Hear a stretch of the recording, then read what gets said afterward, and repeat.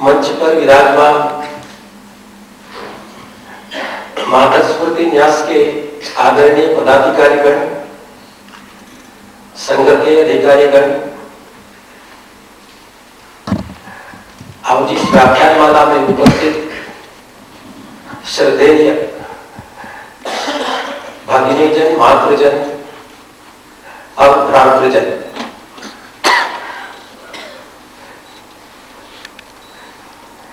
इस वर्ष के इस व्याख्यानमाला में भाग लेने के लिए माधव स्मृति न्यास के पदाधिकारियों ने मुझे निमंत्रित किया। उसके अनुसार आप लोगों के बीच में आ सका। उस निमंत्रण के लिए माधव स्मृति न्यास के सभी पदाधिकारियों का मैं आभारी हूं। अब इस व्याख्यानमाला में भाग लेकर परम पूज्य गुरु जी के बारे में आप लोगों के सम्मुख बोलने की प्रार्थना भी उन्होंने की। अब मेरे लिए वो अत्यंत आनंद देने की बात है, इसलिए उन्होंने मुझे ये आनंद का अवसर दिया। उसके लिए मैं उनको धन्यवाद भी देता हूं। गत वर्ष इसी व्याख्यानमाला में अपने बहुत पुराने ज्येष्ठ कार्यकर्ता, जिन्होंने परम पूज्य गुरु जी के साथ अनेक वर्ष काम किया, ऐसे मान्यवर माधव वैद्य ने आप लोगों के सम्मुख अनुभवों के आधार पर, जानकारियों के आधार पर परम पूज्य गुरु जी के व्यक्तित्व के, नेतृत्व के बारे में भिन्न भिन्न पहलुओं पर प्रकाश डालकर उन्होंने भाषण दिया। और सब लोगों का भाग्य था वो भाषण सुनने का। और उसके आगे आज मुझे भी ये अवसर मिला है। उनका विषय था परम पूज्य गुरु जी का अनोखा नेतृत्व। पुनरावृत्ति काम करने की दृष्टि से मैंने सोचा परम पूज्य गुरु जी के नेतृत्व के बारे में कई पहलुओं पर उन्होंने अपना विचार प्रकट किया। इसलिए मैंने सोचा इस साल परम पूज्य गुरु जी के समग्र जीवन के बारे में बोलकर एक झलक सी जानकारी आप लोगों के सम्मुख में रखूं। इस दृष्टि से आज, कल और परसों परम पूज्य गुरु जी का संक्षेप जीवन आप लोगों के सम्मुख रखने का प्रयास मैं करने वाला हूं। इसलिए मेरी ओर से आप लोगों से विनम्र प्रार्थना है, तीनों व्याख्यानों में आप कृपया भाग लें। कारण विषय एक है, केवल 3 खंडों में वो चलता रहेगा।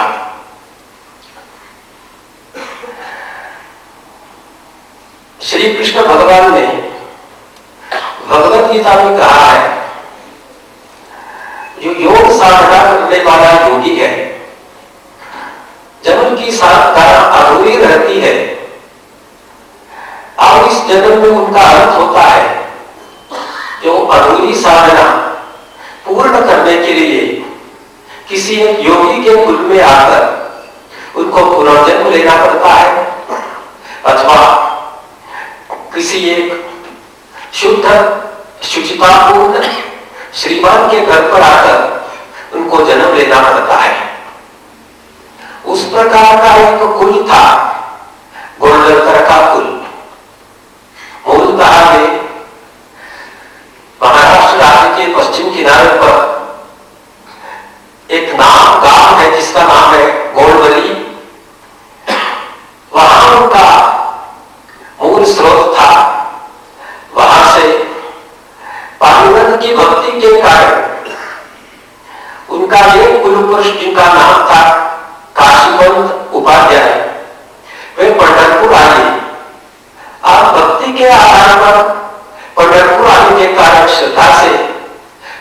सेवा की और वहां बसे। अब स्कूल में अज्ञान धर्म पंडित धर्म प्रवण लोग उनका जन्म हुआ और अंत में एक थे काशीनाथ उपाध्याय गोलवलकर। चलते चलते उपाध्याय की उपाधि रह गई, अब गोलवलकर की उपाधि उनको लग गई, इसलिए काशीनाथ पंत गोलवलकर ने अति महत्व का एक ग्रंथ रचाया जिसका नाम है धर्म सिंधु सार। अब प्रसिद्ध हुआ धर्म सिंधु नाम से।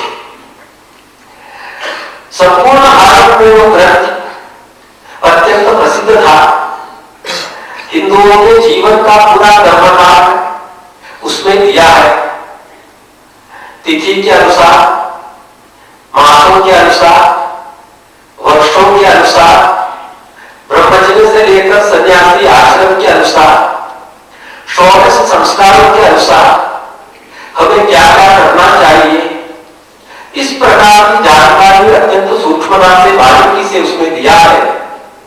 फलस्वरूप कभी भी भारत में कर्मकांडियों में जब झगड़ा चलता था, आप फैसला देने के लिए न्यायपाल के पास पहुंचते थे, उस समय न्याय देने के लिए, धर्म के आधार पर न्याय देने के लिए यह धर्म सिंधु न्यायपाल के टेबल पर संदर्भ करते रहता था। इतना बड़ा ग्रंथ है।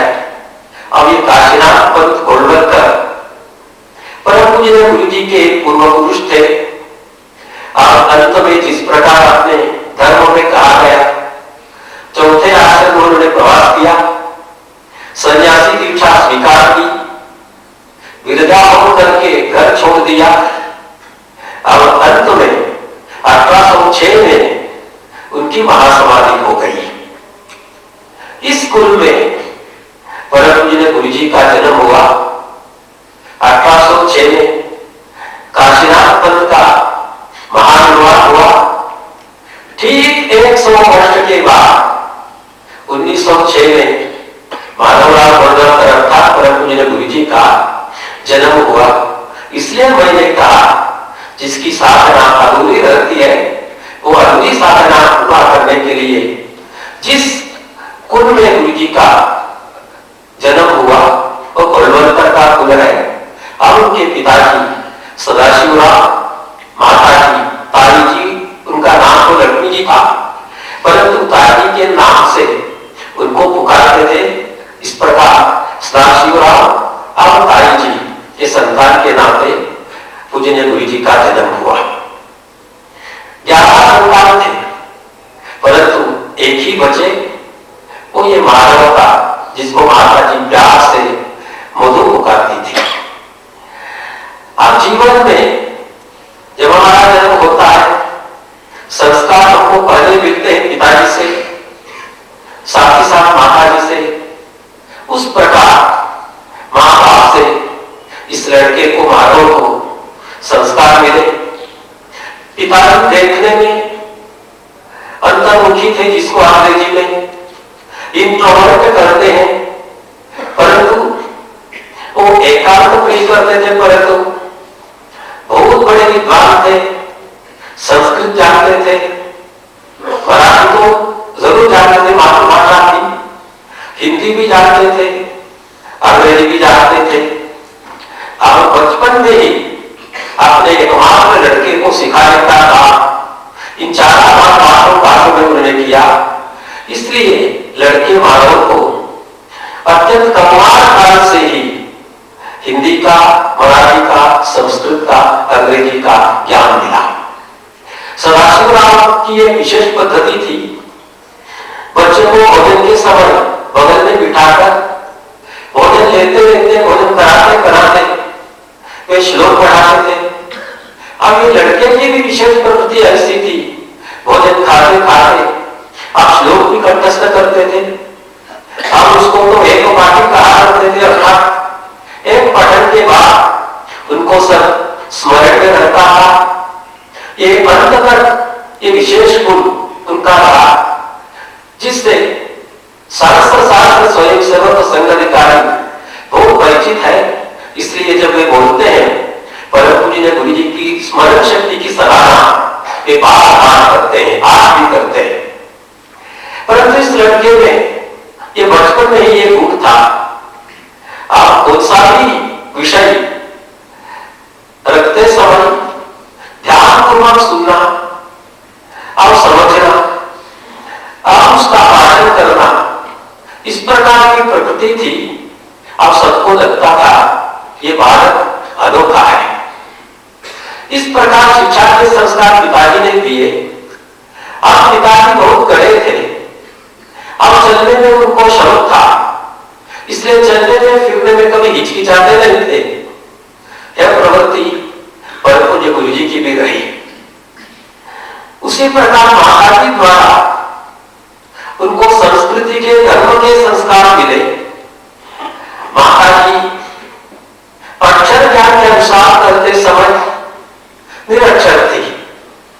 आजकल अंग्रेजी में जिसको लिटरेसी नहीं उसको इलिटरेट करते हैं, परंतु भारतीय संस्कृति की, हिंदू संस्कृति की विशेषता यह रही, इलिटरेट कभी भी अनएजुकेटेड नहीं, निरक्षर कभी भी अशिक्षित नहीं था। मंदिरों में कीर्तन श्रवण के कारण, भजन गाने के कारण, पुराण श्रवण के कारण, अन्य धर्म ग्रंथों की जो व्याख्या सुनने के कारण इस भारत में निरक्षर लोग भी सुसंस्कृत से सुशिक्षित थे। इसलिए जब भारत के बारे में निरक्षरता की बात हम बताते हैं, ऐसा समझना न्याय होगा वे अशिक्षित है।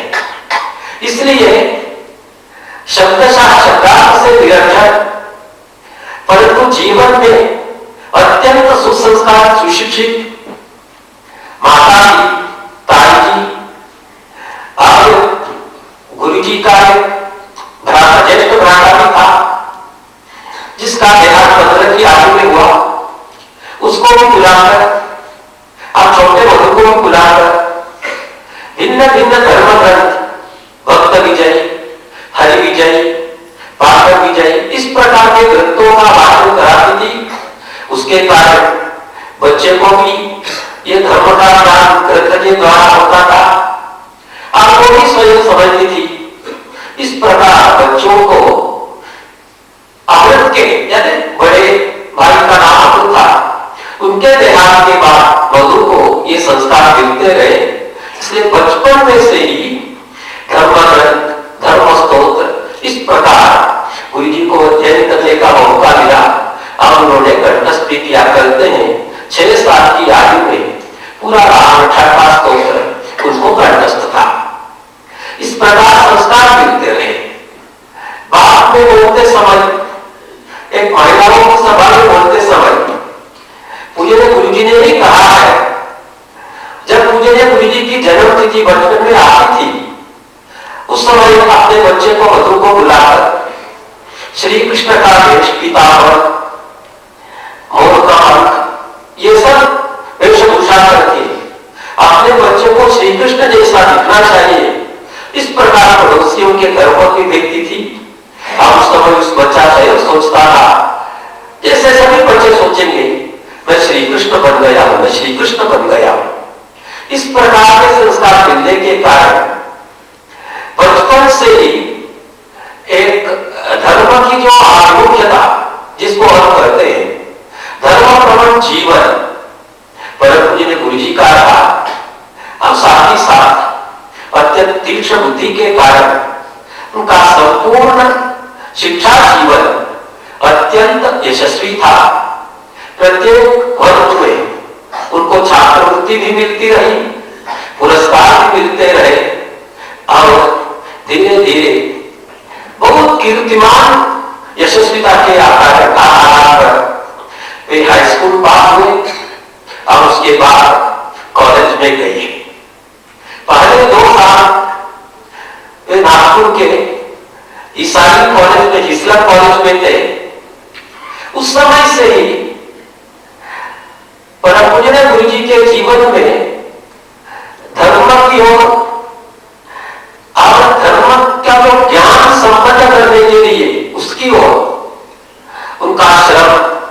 उनके प्रयास बहुत अधिक चलते थे। आप 10 साल भी मान्यवर महावैद्य ने आपको बाइबल के बारे में जो प्रोफेसर गार्डनर की घटना आपको बताई, दोबारा में नहीं दोहराऊंगा, परंतु केवल बाइबल के बारे में नहीं, जब वे कॉलेज में पढ़ते थे उस समय नागपुर में और भी पंडित थे जो वेद के पंडित थे, अन्य अपने धर्म ग्रंथों के पंडित थे। उनके घर पर जाना और धर्म ग्रंथों का अध्ययन करना, अगर संभव है तो टाइपिंग उन दिनों कम था, इसलिए हाथ से लिखना। इस प्रकार केवल बाइबल नहीं, भगवद गीता, उपनिषद, पंचदशी, इस प्रकार के ग्रंथों का अध्ययन वो नवतरुण थे उस समय भी उन्होंने किया। आप इंटरमीडिएट पास हो जाने के बाद 4 साल वे काशी के हिंदू विश्वविद्यालय में गए। आप वे साइंस स्टूडेंट थे। ग्रेजुएशन पास में उन्होंने बीएससी पास की, बाद में एमएससी भी पास की और वहां उनको अपनी स्वयं की रुचि के अनुसार पढ़ने का बहुत बड़ा अवसर मिला। वहां बहुत बड़ा ग्रंथालय था और भिन्न भिन्न विषय के पुस्तक भी थे और पढ़ने में बहुत शौकीन भी था। इसलिए अन्य ग्रंथ पढ़कर वे स्वयं एक दृष्टि से ज्ञानवृद्ध हो गए, परंतु अहंकार बिल्कुल नहीं था। तो इस प्रकार बीएससी भी पास की उन्होंने, एमएससी भी पास की। उसके बाद अनुसंधान के लिए वे चेन्नई गए। अनुसंधान का विषय था जलचरों का जीवन, विशेष करके मत्स्यों का जीवन। भिन्न भिन्न प्रकार के मत्स्य रहते हैं और उनके जीवन शैली में भी भिन्नता रहती है।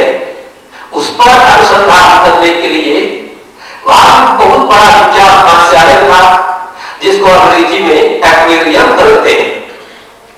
वहां गए और वहां जाकर अनुसंधान में करने लगे। उस समय उनकी आयु 23 थी। किसी की भी आयु में जब तक हम कॉलेज की शिक्षा प्राप्त करते हैं तब तक हमारी प्रकृति, हमारा स्वभाव सब ग्रहण करने का रहता है। उस समय व्यक्तित्व की अभिव्यक्ति कम होती है, परंतु जब लड़का नवतरुण हो जाता है और प्राय शिक्षा पूरी हो जाती है, तब उनके मन की बातें, उनके मन के विचार, उनकी आत्मा का स्पंदन और उनके सामने जो दिशा है वो धीरे धीरे अभिव्यक्त हो जाते हैं। इसलिए एक नव तारुण्य की अभिव्यक्ति लगभग 22, 23, 24, 25 की आयु में होती है। और मानव के जीवन में भी वही हुआ। जब वे चेन्नई गए, उन्होंने अपने मित्र को पत्र लिखना प्रारंभ किया। नागपुर कहां, चेन्नई का, इसलिए उन्होंने पत्र लिखना प्रारंभ किया। अब पत्र उपलब्ध है।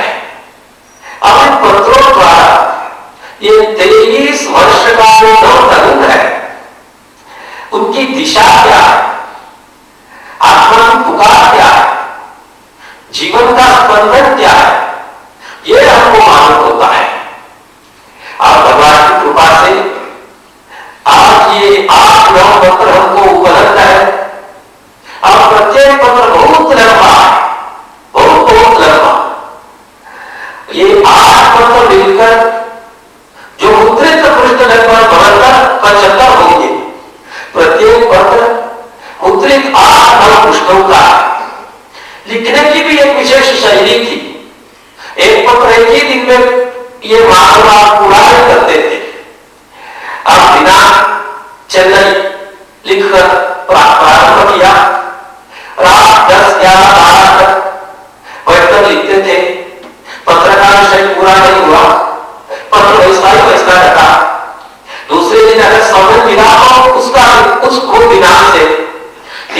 उनके बाद लेते तो 3-4 प्रकार के दिनांक से दोबारा पत्र प्रारंभ करते थे। अब पत्र का विषय जारी रहता था। इस प्रकार 7-8 अंकों में वो पत्र पूरा हो जाता था। लगभग 10-15 दिन एक पत्र के लिए। इस प्रकार प्रत्येक पत्र 8-9-10 पृष्ठ इस प्रकार रखते थे। परंतु उस पत्रों में उनके जो जीवन की अभिव्यक्ति हमको दिखाई पड़ती है। वे क्या करना चाहते थे, वे क्या थे, उनके जीवन के अंदर जो गतिविधियां क्या थी, इस प्रकार हमको मालूम होता है।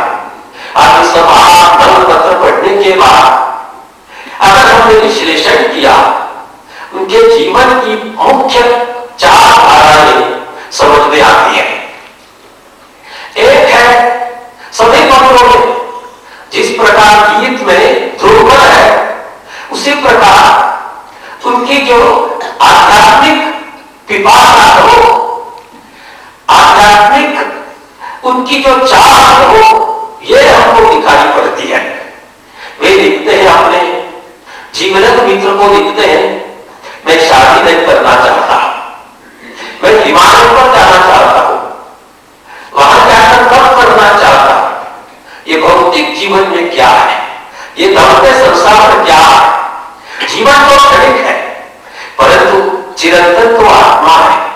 उस आत्मा की खोज में, आत्मा के साक्षात्कार के लिए मैं जीवन बिताना चाहता हूं। इस प्रकार एक 23 वर्ष का नवयुवक लिखते हैं। साथ ही साथ अहिंसा, सत्य, अक्रोध, इस प्रकार के विषयों के बारे में भी वो लिखते हैं। इसी के बीच में एक घटना घटी। वहां पंजाब में संघर्षण की हत्या भगत सिंह और उनके दोस्तों ने की। वो समाचार अखबार में आया और उस समाचार ने इस नवयुवक के मन में एक नया तरंग, यानी इस प्रकार भर दिया। वो नया तरंग पत्रों के बारे में पढ़ते हैं। उस समय है जागृत राष्ट्र स्वाभिमान। वे लिखते हैं, मैंने आपसे बात की है, तर्कवाद विवाद भी किया है, अहिंसा, इस प्रकार की बातों पर, वही मैं आज हिंसा के समर्थन में लिख रहा हूं। आप हिंसा का समर्थन केवल आखिरी वृत्ति नहीं, जब राष्ट्र पर इस प्रकार का अन्याय होता है, अब इस प्रकार का अत्याचार होता है, तब सोता हुआ मनुष्य जाग उठता है। और वो जागते पौरुष के कारण भगत सिंह जैसे लोगों ने इस प्रकार का कृत्य किया। वो अहिंसा पाप नहीं, वो स्वाभिमान से पुलकित है, इसलिए मैं इसका समर्थन कर रहा हूं। ये अंग्रेजों के अन्याय के कारण हमारी जनता आज भी मरी नहीं, उठने की क्षमता जनता में है। इसका प्रमाण है ये हत्या करके जागता राष्ट्र का स्वाभिमान, वो भी वो लिखते हैं। उसी प्रकार ये धर्म के पत्रों में अत्यंत सूक्ष्मग्राही थे, सूक्ष्म दृष्टा थे। इसलिए जब वे चेन्नई में रहते थे, उस समय 1928 में ब्राह्मण और ब्राह्मण विरोध किस प्रकार भटक रहा है। अगर इस प्रकार इस प्रांत में ब्राह्मण और ब्राह्मण विरोध भटकता बहुत बड़ा हो जाएगा, देश का भविष्य क्या होगा, समाज का भविष्य क्या होगा, समाज तितर बितर हो जाएगा, विच्छिन्न हो जाएगा, यह अपने समाज के लिए अच्छा नहीं। इसलिए ब्राह्मण विरोध, अब्राह्मण विरोध, इसका अंत होना चाहिए। समाज एक होना चाहिए और समाज समरसतापूर्ण जीवन समाज को बिताना चाहिए। या इस प्रकार का जात भेद आत्मघातक है। इसलिए हमारे समाज की सुरक्षा, समाज सुदृढ़ हो, एक रस हो, इस प्रकार को समाज का संगठन करना होगा। ये 1923 में वो लिखते हैं। उस समय संगठन को शब्द नहीं था, उस समय में लिखते हैं। और साथ ही साथ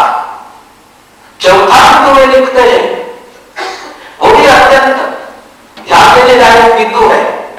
मैंने अभी लिखा समाज का संगठन करना है, समाज इस प्रकार की कुरीतियों से मुक्त होना चाहिए। ये कहने से काम नहीं होगा, ये परोपने से पांडित्य इस प्रकार काम नहीं होगा। इसलिए हमको कटिबद्ध समर्पित काम करना होगा, कहने से उसका यश नहीं मिलेगा। इसलिए समाज संगठन हमको करना होगा। इसलिए मैंने निश्चय किया है, मैं हिमालय पर नहीं जाऊंगा, हिमालय मेरे पास आ जाएगा। इस प्रकार के लिखते हैं। संक्षेप में राष्ट्र निष्ठा, समाज निष्ठा, आध्यात्मिक मनोधारणा और संगठन के लिए समर्पित करने की मनोभावना, ये सब 23 साल की उस नौयुवा में हम देखते हैं। इसलिए मैंने कहा, जब शिक्षा पूर्ण हो जाती है, आप जीवन के कगार पर खड़े हैं, आप जीवन के अंदर प्रवेश करते समय जीवन के बारे में हमारी धारणा स्पष्ट हो जाती है, आप जीवन की दिशा में हो जाती है। इस प्रकार इस नवतरुण की जीवन दिशा क्या है, ये आपको पत्र इस प्रकार हमको वे उसका चित्र पूरा का पूरा वर्णित करते हैं। इस प्रकार वहां से वे वापस आते हैं। वापस आते समय एक छोटी सी घटना घटी। वहां नवाब आए हैदराबाद के, आप मत्स्यारा देखने के लिए शुल्क है, परंतु जो बड़े बड़े लोग आते समय वैसे वे आते वक्त देखते हैं और वापस जाते। इसलिए लोगों ने सोचा नवाब साहब आएंगे, आप उनके सारे परिवार वो भी आएंगे, देखेंगे जाएंगे, परंतु शुल्क नहीं देंगे। इसलिए चर्चा चली। अनुसंधान के लिए जो छात्र आए थे उन पर व्यवस्था का भार था। आप व्यवस्था के भार के नाते माधवराव के ऊपर भी दायित्व था। इसलिए माधवराव ने कहा शुल्क सबको देना चाहिए। कानून के सम्मुख सब एक है, किसी को भी यानी सौजन्य नहीं, सबको शुल्क देना चाहिए। अगर बड़े लोग हैं वे केवल शुल्क नहीं, उनको यहां लाभ भी देना चाहिए। इस प्रकार कहा। आप डटे रहे। आप नवाब सेक्रेटरी के पास जाकर आप कितने लोग हैं ये पूछा, इतना शुल्क है ये बताया, उतना शुल्क लिया और उसके बाद ही उनका प्रवेश कराया। यानी जीवन में भविष्य में किस प्रकृति का आयोजन हुआ, यह हमको ये छोटी घटना से ध्यान में आता है। इस प्रकार के वहां अनुसंधान करते थे। उस समय पिता की सेवा निवृत्त हुए, धन की कमी थी, इसलिए पढ़ाई पूरा करना संभव नहीं हुआ और वे नागपुर वापस आए। 19 जब उनकी आयु 24 थी, वे वापस आए। वापस आने के बाद वहां अपने मामा जी का एक ट्यूशन क्लास था, राजगढ़ मॉडल कोचिंग क्लासेस करके वहां थोड़ा पढ़ाने लगे। आप 2-3 मास इस प्रकार पढ़ाने लगे, परंतु भगवान की कृपा से उनको काशी से एक अपॉइंटमेंट लेटर मिल गया। वो अगस्त 1931 16 को उन्होंने उस वहां के ज़ूलॉजी डिपार्टमेंट में डेमोन्स्ट्रेटर करके उन्होंने वो वहां नौकरी स्वीकार की और वे बनारस विश्वविद्यालय में डेमोन्स्ट्रेटर के नाते नियुक्त हो गए। उस समय उनका वेतन 100 रुपया था। फिर अपने दोस्तों को विशेष करके ये उनका दोस्त है टेलर, बाबा टेलर, उनको लिखते हैं मेरी तनख्वाह 100 रुपया है और ये लीव वैकेंसी है। ये लीव वैकेंसी अधिक से अधिक 3 साल तक चलेगी, उसके बाद मुझे यहां से वापस आना पड़ेगा। अब इस प्रकार आगे जाना हो शायद 200-250 रुपये तक मिलेगा, उससे अधिक नहीं मिलेगा, मुझे पैसे की भी चिंता है। अब शायद आप सोचेंगे मैं इस विश्वविद्यालय में आकर बड़ा डेमोन्स्ट्रेटर बना। आप उस समय डेमोन्स्ट्रेटर को प्राध्यापक करते थे, प्राध्यापक बना, परंतु मैं आपका ही पुराना मित्र हूं, फर्क कुछ नहीं हुआ। आज भी मेरी ऊंचाई वो लिखते हैं 5 फुट 6 इंच है। अब मेरा वजन 106 पाउंड था, 48 किलो है। मैं बिल्कुल बदला नहीं, इसलिए जैसा मैं था आपको उसी प्रकार मैं आज भी हूं, कोई फर्क नहीं आया। इस प्रकार में लिखते हैं। अब उसके बाद वे 3 साल तक वहां रहे। अब 3 साल तक वहां रहे, वो जीवन अत्यंत क्रांतिकारक मोड़ उसके जीवन में उस समय आई। आप पिताजी अध्यापक थे, उसी वृत्ति में पुत्र भी गए। अब उसमें रुचि भी थी, इसके कारण बहुत अधिक मग्न हो गए। केवल पैसे के लिए पढ़ाने में ऐसा है, इसलिए अन्य छात्र उनके पास आते थे। अब अन्य विषय पढ़ा सकेंगे क्या सर, इस प्रकार पूछते थे। वो कभी नाटक करते थे। स्वयं का विषय ज़ूलॉजी था, परंतु कौन सा भी विषय पढ़ने के लिए उत्सुक भी थे, तैयार थे, इसलिए वो विषय स्वयं पढ़ते थे रात में। अब उस विषय के लड़के को पढ़ाते भी थे और अच्छी तरह पढ़ाते भी थे, समझाते भी थे। इसके कारण उनके संपर्क में भिन्न भिन्न विषय के भिन्न भिन्न प्रांतों के छात्र आए। अब वे स्वयं पाठ भी होने लगे। अब उनमें एक छात्र था वैजागिक का विषय था आर्ट्स, अब भागवत का विषय था साइंस ज़ूलॉजी, परंतु स्वयं हिस्ट्री, पॉलिटिक्स ये सब पढ़कर, इकोनॉमिक्स पढ़कर वैजागिक को भी सिखाया। अब वैजागिक पास हो गए। इस प्रकार जब लोगों को सिखाना प्रारंभ किया, जब आनंद से, श्रद्धा से अपने आप सभी ने उनको एक उपाधि दी, वो उपाधि है गुरुजी। गुरुजी इस प्रकार उनका स्वभाव देखकर, उनका स्वभाव देखकर सब लोगों ने उनको गुरुजी पुकारना प्रारंभ किया। इसलिए परम पूज्य ने गुरुजी बने काशी हिंदू विश्वविद्यालय में स्वयंसेवक बन जाने से पूर्व। इसलिए काशी हिंदू विश्वविद्यालय का योगदान पूज्य गुरुजी के जीवन में गुरुजी की उपाधि और एक है। वहां भी उन्होंने छात्र तो थे ही, अभी अध्यापक बन जाने के बाद भी उनका वाचन पाठन वो चलता रहा। और वहां के सामाजिक जीवन में, अब वहां के जो कॉलेज के जीवन में भी उन्होंने भाग लेना प्रारंभ किया। इसका अर्थ यह नहीं, जब कोई युवा अत्यंत मेधावी बहुत अधिक वाचन करते हैं, उसको कभी कभी पुस्तक कीड़ अथवा ग्रंथ कीड़ अथवा बुक बोध करते हैं, परंतु मानवरा कभी भी इस प्रकार ग्रंथ के कीड़ा नहीं थे। बहुत मिलनसार थे, शारीरिक में रुचि थी, हॉकी खेलते थे, टेनिस खेलते थे, मानव प्रैक्टिस करते थे और बहुत अधिक युवाओं के साथ गंगा में तैरने के लिए जाते थे। इस किनारे से उस किनारे तक जाते थे, और उसमें तल्लीन भी थे। इसके कारण बहुत बड़ी कंपनी उनकी थी।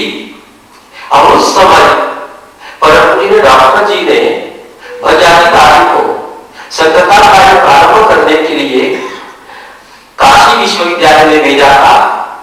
वे संपर्क में आए और धीरे धीरे गुरुजी शाखा बनाने लगे। और नागपुर में बहुत पुराने स्वयंसेवक थे, उनसे बात करने का भाग्य मुझे भी मिला। उनका नाम है अन्नाजी पांडे। जब हम दक्षिण में थे उस समय अन्नाजी पांडे वहां सर्व शिक्षा के शिक्षक करके आए और गुरुजी की स्मृति जीवित थे।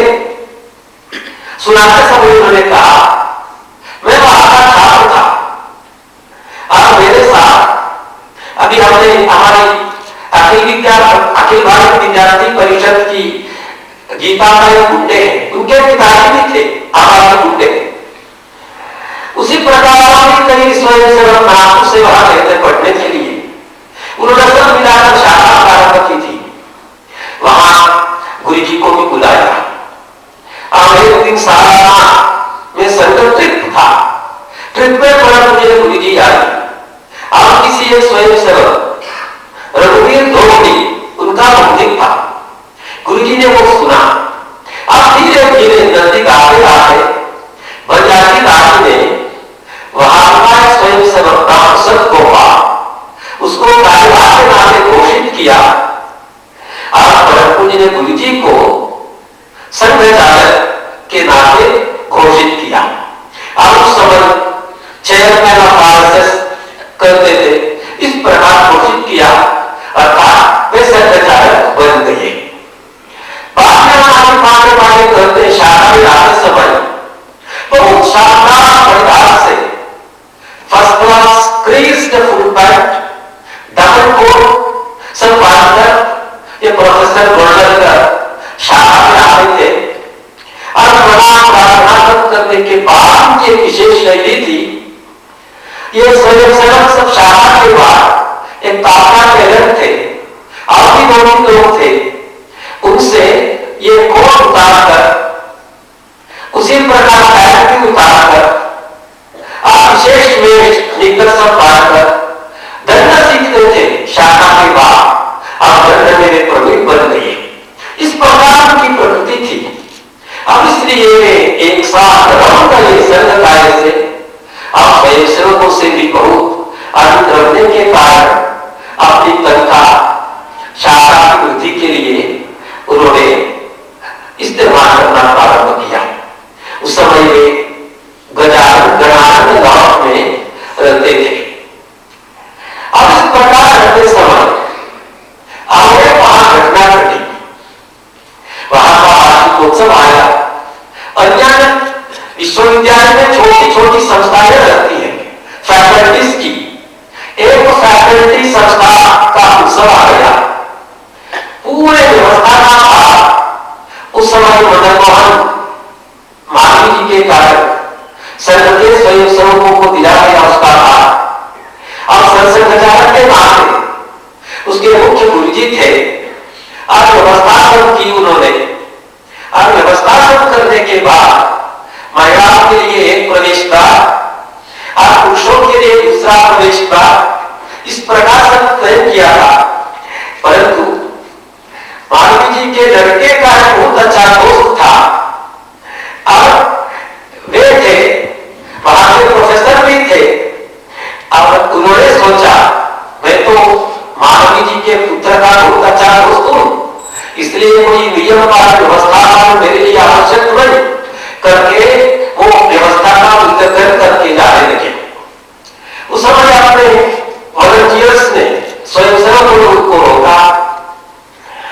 अब मालवीय के पुत्र उस प्रकार बहस भी हुई, परंतु वॉलंटियर्स ने उनको रोका, नहीं जाने दिया। बाद में मालवीय के पुत्र और ये प्रोफेसर दोनों ने ऊपर के यानी दोनों के पास उन्होंने शिकायत की। ये प्रोफेसर का नाम था मुकुट बिहारी दास और मदन मोहन मालवीय जी के पुत्र का नाम था गोविंद कांत मालवीय। दोनों ने शिकायत की और एक छोटी सी सभा हुई। अब डॉक्टर गोपाल को निलंबित करने का निर्णय लेने के मूड में वो समिति थी। उस समय ये प्रोफेसर माधवराव खड़े हुए और उन्होंने अत्यंत कड़े शब्दों में कहा, आप उन्होंने जो कहा वैसा ही साबित रहा। Doctor Satgopal was working under my instructions. I asked the secretary of RSS branch here. Therefore, whatever action government taken should be directed against me and not against Dr. Satgopal. इस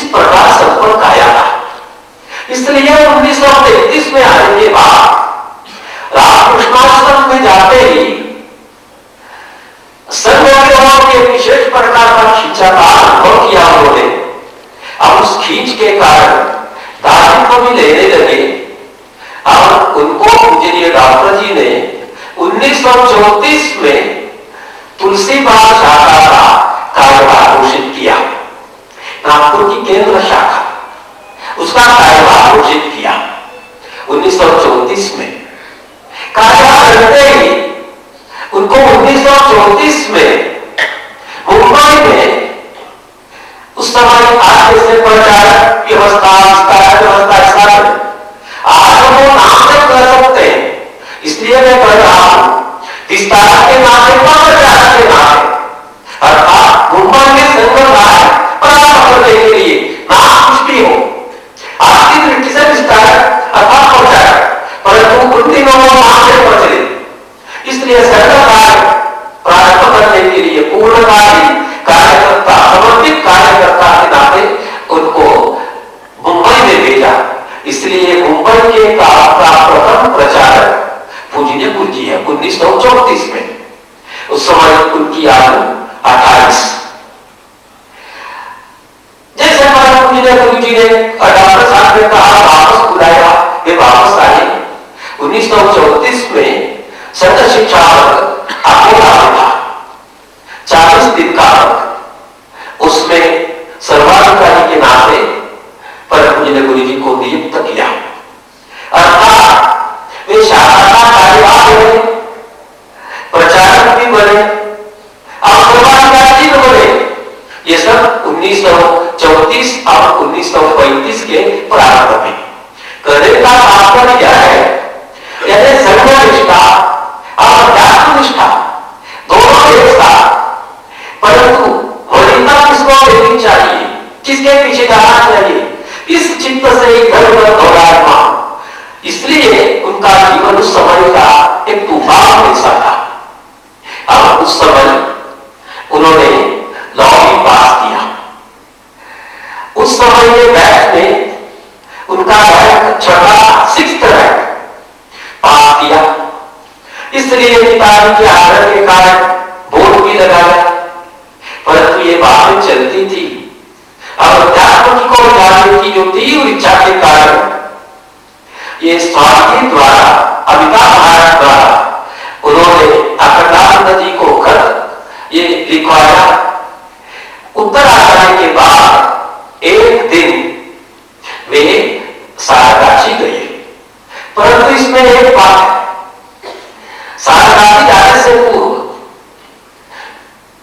आदमी की सत्य निष्ठा जिसको हम कहते हैं, आप देखिए जब काशी में देखते आध्यात्मिक अध्ययन एक देसाई थे, वे कहां के हैं अभी तक हमको मालूम नहीं हो रहा, परंतु करते हुए नासिक के बहुत बड़े आध्यात्मिक सिद्धियां की थी। इसलिए वो देसाई का प्रभाव परम गुरुजी पर बहुत अधिक है।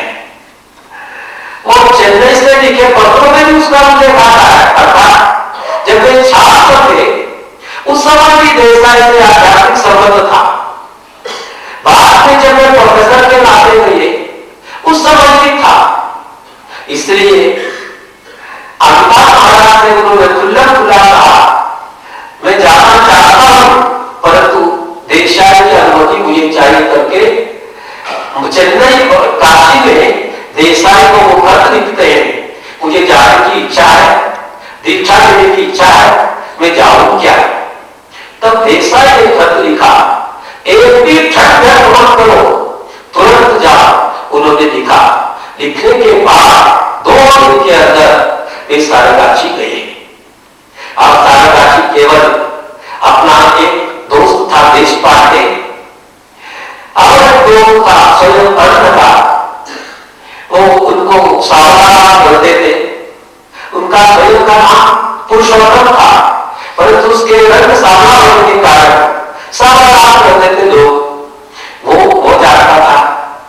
और उनकी पत्नी गुरुजी के दोस्त की बहन थी, इसलिए वो भी जानती थी, भास्करेश्वर जानते थे अब अमिताभ महाराज जानते थे इस प्रकार 5 लोग केवल जानते थे वे सारगाछी गए। अब सारगाछी पहुंचे, सारगाछी पहुंचते ही वहां एमएससी एलएलबी पास होकर एक नौकरी वहां आया है। उसके पूर्व ही ये रघुवीर नौकरी वहां पहुंच गए थे।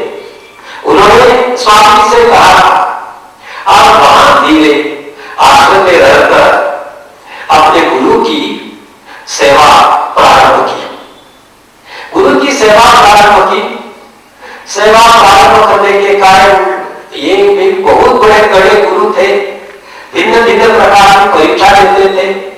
दुर्गा पूजा आई, इसलिए दुर्गा पूजा के समय बर्तन मांझना, दीपक मांझना, आप पूजा की सामग्री तैयार करनी चाहिए, आप ये सब साफ होना चाहिए, उसकी चमक दमक कैसी है ये सब देखना चाहिए।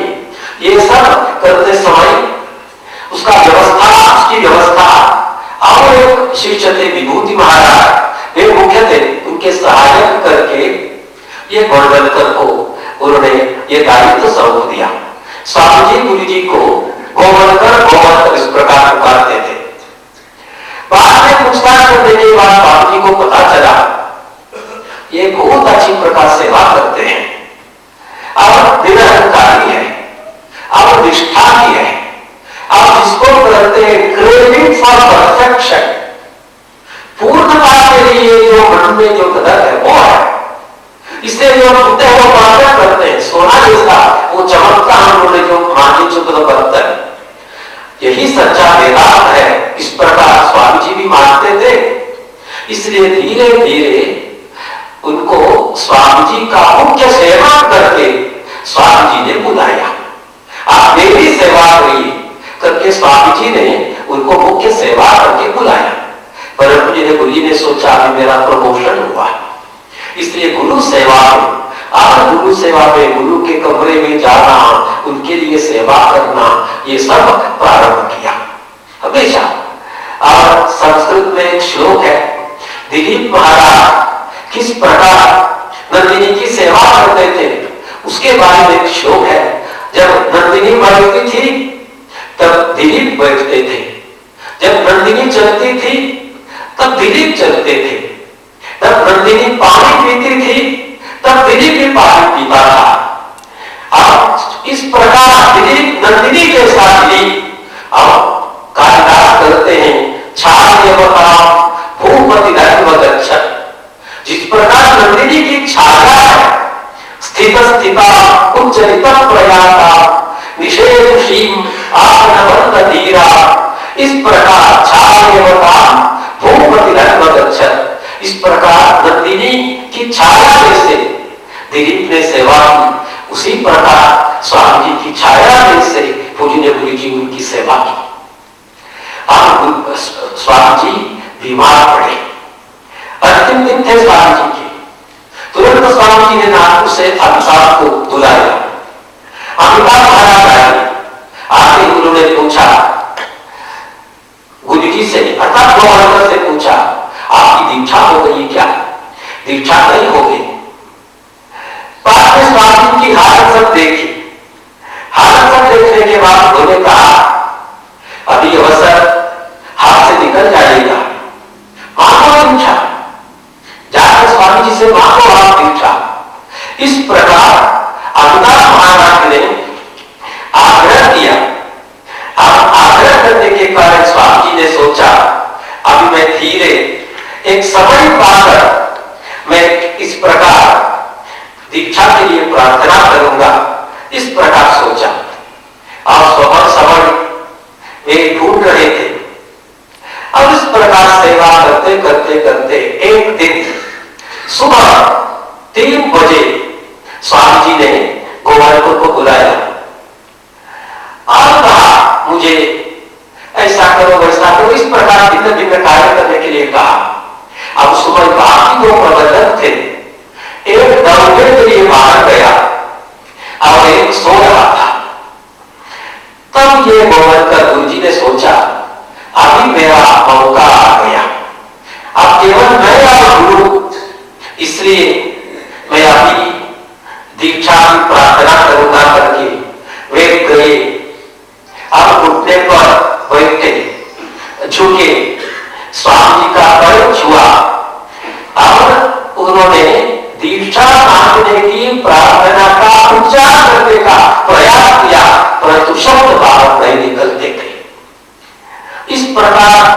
एक विशेष प्रकार का जो भाव विश्वास प्राप्त करते वो मन में आता था। परंतु दोबारा उन्होंने इस प्रकार के धरधरी वाणी के साथ करते हैं, उस प्रकार उन्होंने महाराज इस प्रकार पूछा। महाराज ने कहा क्या कहा, शब्द में आते थे तो भी उन्होंने ये कहा। ये सब अनुभव पूज्य गुरुजी ने अपने साधराशि की डायरी में लिखे हैं, इसलिए कहने के बजाय मैं वो शब्द गुरुजी के वैसे वैसे पढ़कर आप लोगों को सुनाऊंगा।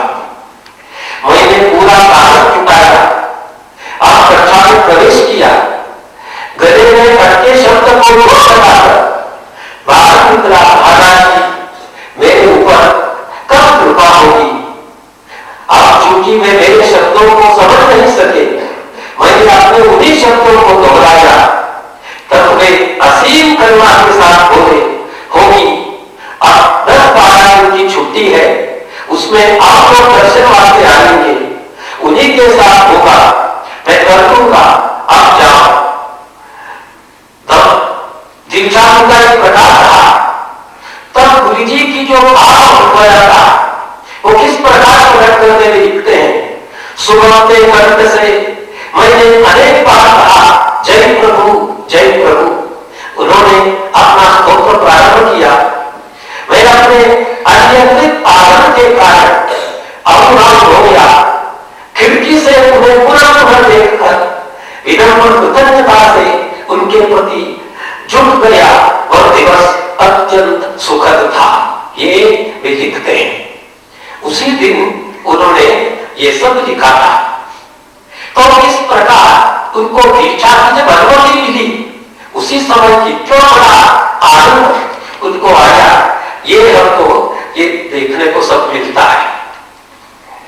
अब इस प्रकार ये 24 दिसंबर की बात है, 1936 24 दिसंबर, लगभग 10-20 दिन के बाद मकर संक्रांति आई। मकर संक्रांति के दिन पर उसके पूर्व विद्यालय स्वामी जी ने अपने शिष्य से बताया कल गोवर्धन की दीक्षा होने वाली है, इसलिए आज उपवास करना होगा, अनशन करना होगा, उनसे कहिए। इसलिए उस दिन गुरु जी ने अनशन किया और मकर संक्रांति का दिन आ गया। वो था जनवरी 13। उस समय मकर संक्रांति जनवरी 13, उस दिन पूज्य गुरु जी को स्वामी अखंडानंद ने दीक्षा दी। अब दीक्षा के बाद जैसे उन्होंने दीक्षा प्रार्थना के बारे में लिखा है, उसके बारे में भी उन्होंने उस समय अपने जो भाव व्यक्त करके शब्दों में उन्होंने सब रेखांकित किया है, वो आज हमको उपलब्ध है। इसलिए वे कहते हैं दीक्षा दिन पर उनके भाव क्या है, वे कहते हैं, ये भी आपको मैं पढ़कर सुना रहा हूं। मेरे लिए उस दिन संक्रांति का दिन, तिल संक्रांति 13 जनवरी 1937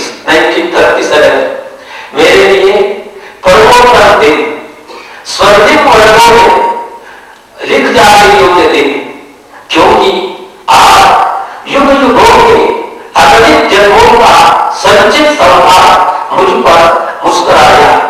गुरुदेव द्वारा एक दिव्य आनंद मुझे कृपापूर्वक प्रकट हुआ। इस दिन के अनुभव वस्तुतः अत्यंत पवित्र है। उस पवित्रता को शब्दों में व्यक्त करना संभव नहीं, मैं इसे कभी स्पष्ट नहीं कर सकता।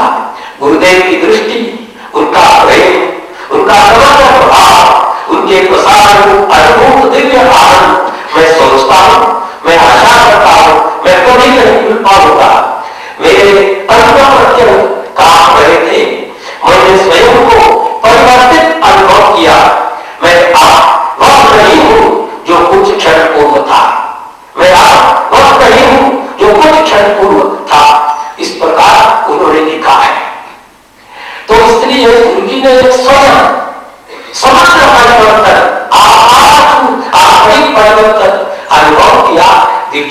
था। अब वे वहां गए। अब भी उन्होंने 10-15 दिन सेवा की। स्वामी जी का जो स्वास्थ्य अब भी बिगड़ गया। यहां करने का एक मुख्य वजह क्या है? अखंडानंद स्वामी जी ने अपने जीवन में सर्वाधिक दीक्षा पूज्य गुरु जी को दी थी। उसके बाद आप किसी को उन्होंने दीक्षा न दी थी। ये मकर संक्रांति के कारण, मकर संक्रांति के बाद अब 14 दिन बीत गई, 11 दिन, 14 दिन, 11 दिन। अब 24 का दिसंबर आया। उस दिन अचानक स्वामी जी ने शिष्य को बुलाया, गुरु जी को बुलाया, जिसको आज हम करते हैं शक्तिपात। गुरु अपनी शक्ति शिष्य को ट्रांसफर करते हैं। रामकृष्ण ने विवेकानंद को शक्तिपात किया था। यह पढ़ते समय गुरु जी ने अनुभव किए, पढ़ते समय अखंडानंद ने शक्तिपात किया। ये बेशक इसका अनुमान हम कर सकते हैं। ये 24 जनवरी को अचानक गुरु जी को बुलाया। उसका एक निमित्त था, अरनाथ लाने का। अरनाथ लाया, अरनाथ पाने के लिए कहा। आप तुरंत गुरु जी कहते हैं, परंतु अचानक वे बोलने लगे। आप ये क्या है? गुरु जी ने जो लिखा है, गुरु जी से अखंडानंद स्वामी जी कह रहे हैं, ये अखंडानंद स्वामी जी के ही शब्द है। इसलिए गुरु जी ने वो शब्द वैसे लिखे हैं, तुम्हारा सर्व कल्याण हो, तुमको आत्मदर्शन हो, यही मेरी गुरु महाराज से प्रार्थना है।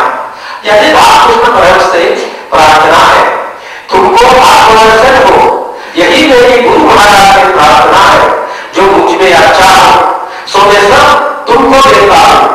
मेरा भला तुमको मिले, तुम्हारी सब बुराई मुझे मिल जाए। अपनी बुराई तुम मुझे दे दो। मैं सुख नहीं चाहता हूं, तुम नहीं चाहता हूं।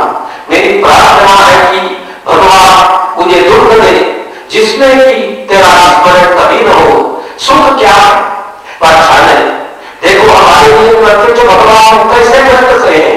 श्री कृष्ण का जन्म हुआ, अब माता का एक बार भी दूध न पी सके कि उन्हें माता को छोड़कर दूध ग्वालों के यहाँ जाकर रहना पड़ा। वही गए हुए, किंतु वहां भी उन्हें कुछ सुख नहीं मिला। सदैव असुरों से विपत्ति प्राप्त होती गई। उन्होंने जो सहा उसके सामने हम लोगों का दुख है ही क्या। इसलिए मैं दुख ही चाहता हूं, अर्थात तुम्हारी सब बुराई मुझे दो। अब मेरा दुख भला तुम्हारा हो जाओ, यही मेरा तुम्हें आशीर्वाद है। आज की संध्या का स्मरण रखना, जाओ तुम्हारा सब भला हो। इससे अच्छा अब आशीर्वाद हो ही क्या सकता है। इस प्रकार ये कहते हैं 24 जनवरी को। इसके बाद 15 दिन फिर बरसात आ गया। उसके बाद स्वामी जी का आविर्भाव हुआ। अब थोड़े दिन तक वहां रहकर पूज्य गुरु जी वापस आए। वापस जब आए और एक परिवर्तन दिखाई पड़ा। वह क्या? जिस प्रकार वाराणसी से गुरु जी बनकर आए, उसी प्रकार आश्रम में रहते समय उन्होंने केस बाल बढ़ाए थे। एक दिन स्वामी जी ने देखा, असीम प्रेम से सिर पर इस प्रकार हाथ स्पर्शन करके उन्होंने कहा, गौरकर ये आपको बहुत सुंदर दिखता है, कभी भी नहीं काटना चाहिए। ये कहा, ये गुरु का आदेश था। इसलिए जब वे नागपुर वापस आए, वे गुरु जी बड़े थे काशी में, परंतु अब नव योगी का जो कार्तिमान रूप से वे वापस आए। देखते समय माता जी ने, पिताजी ने, पूज्य डॉक्टर जी ने सबको इस प्रकार केश देशांतर में उन्होंने उनको देखा। ये परिवर्तन, शारीरिक परिवर्तन भी उन्होंने देखा। और वे नागपुर आए। नागपुर आने के बाद उनका जीवन किस प्रकार संगमय हुआ। परम जी ने, डॉक्टर जी ने उनको दोबारा संपर्क किया। डॉक्टर जी ये सब जानते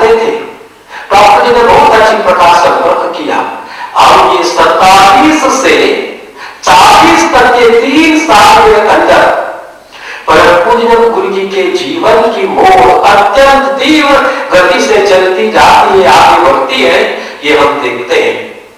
वो 1937 मार्च में आ गए। अब उनको 38 में परम पूज्य ने डॉक्टर साहब ने संघ शिक्षा मत का सर्वाधिकारी बनाया। 38 में 39 आ गया। उस समय 39 में परम पूज्य गुरु जी ने सिंधी की जो चिंतन बैठक थी, बढ़ते संघ की नव योजना के लिए चिंतन बैठक, उसमें केवल चयनित 8-10 लोग, 5-6 इस प्रकार के लोग थे। परम पूज्य ने गुरु जी को आया नवीन संघ के लिए, परंतु डॉक्टर जी ने पहचाना था, इसलिए परम पूज्य ने गुरु जी को उन्होंने 1939 की 1930 फरवरी की सिंधी बैठक में, चिंतन बैठक में बुलाया। पूज्य ने गुरु जी ने बहुत अच्छे प्रकार भाग लिया। तर्क शुद्ध किस प्रकार, मन पर संयम किस प्रकार, अब विराटकारी मन से दूसरों को विचार सुनना, विचार करना किस प्रकार, सरसंघचालक जब निर्णय लेते हैं उनको शीर्षार्थ का परिवहन करना, निर्वहन करना किस प्रकार, ये सब गुरु जी की प्रकृति, गुरु जी का व्यक्तित्व हुआ, प्रकट हुआ। इसलिए बैठक में जो आए लोग थे उनका जो विशेष व्यक्तित्व, उसका प्रभाव उन पर भी पड़ा। बीच में अचानक गुरु जी डॉक्टर साहब ने चलते समय उनके जो आत्मीय मित्र थे अपारी गुरु से पूछा, मानवता गोलवलकर, आपने सुना, आपने देखा, आपका अनुभव भी है, अगर उनको हमने सरकारिया बनाया तो कैसा लगता है?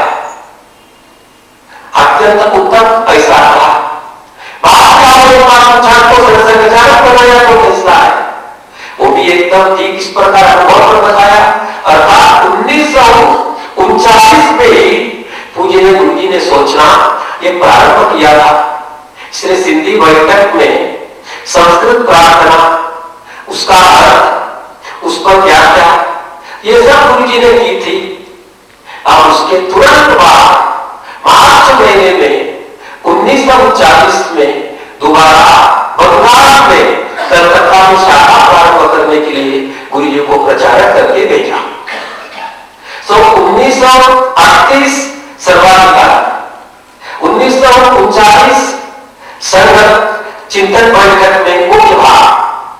अब तुरंत शाखा प्रारंभ करने के लिए कलकत्ता में और वापस में आने के बाद 1939 में जितने सारे वर्ग चलते थे, परम पूज्य ने डॉक्टर ने सभी स्थानों पर नहीं जा सके, वहां उनको भेजा संघ शिक्षा वर्गों में। अब संघ शिक्षा वर्ग के बाद अगस्त में नागपुर में गुरुदक्षिणा प्रचार, गुरुदक्षिणा का समारोह प्रचार दोनों एक साथ होता है। उस समय सरकारी बात की घोषणा की। 1929 अगस्त में परम पूज्य गुरु जी राष्ट्रीय स्वयंसेवक संघ के सरसंघचालक बने। 1937 से नागपुर दशहरा से वापस आए गुरु जी 42 साल के अंदर राष्ट्रीय स्वयंसेवक संघ के सरकार बन रहे। यह हो गया। और 1939 के बाद 1939 अगस्त के बाद परम पूज्य ने गुरु जी डॉक्टर साहब का सब और भी बिगड़ गया। अब 40 में संघ शिक्षा वर्ग आ गया। परम पूज्य ने डॉक्टर जी अत्यंत आश्वस्त थे। आज उनके अंतिम दिन थे। आप उनके जो आश्वस्तता के अंतिम दिन जब आया, लगभग का जो विचार आया, उस समय गुरु जी को उन्होंने निकट बुलाया, कहा लगभग करो, परंतु संगत आपके ऊपर है। इस प्रकार उन्होंने अनौपचारिक घोषणा की। एक दिन के बाद परम पूज्य डॉक्टर जी की मृत्यु हो गई और उसके बाद 11वें दिन पर औपचारिक घोषणा हुई। उसके अनुसार राष्ट्रीय स्वयंसेवक संघ के द्वितीय सरसंघचालक बने परम पूज्य गुरु जी मानवराव सदाशिव गोलवलकर। इतना पर ध्यान कर बाकी मैं कल कहूंगा।